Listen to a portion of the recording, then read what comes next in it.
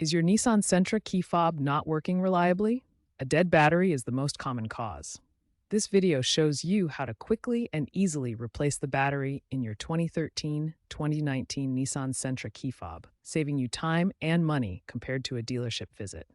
Replacing the battery yourself is a simple DIY task that anyone can accomplish with a few basic tools. The 2013-2019 Nissan Sentra key fob uses a CR232 lithium coin cell battery. This is a very common and inexpensive battery, costing between $2 and $5. You can find it at most drugstores, supermarkets, auto parts stores, and online retailers like Amazon and Walmart. Make sure you purchase a new CR2032 battery before starting the replacement process.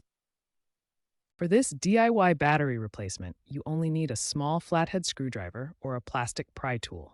A plastic pry tool is recommended to avoid scratching the fob casing. You may also want to wear gloves to prevent transferring oils or fingerprints onto the fob's internal circuitry. That's all you need. Locate the small slot or seam on your key fob. It's usually on the back or side of the fob. Gently insert the flathead screwdriver or pry tool into the slot and twist or pry to open the casing. The casing is typically held together with snap-fit connectors, so apply steady pressure. Be careful not to use excessive force, which could damage the plastic. Once the fob is open, you'll see the CR2032 battery. Note the battery's orientation. The positive plus side is usually facing up. Use your finger or the pry tool to gently remove the old battery. Be careful not to damage any of the surrounding components. Dispose of the old battery properly at a recycling center.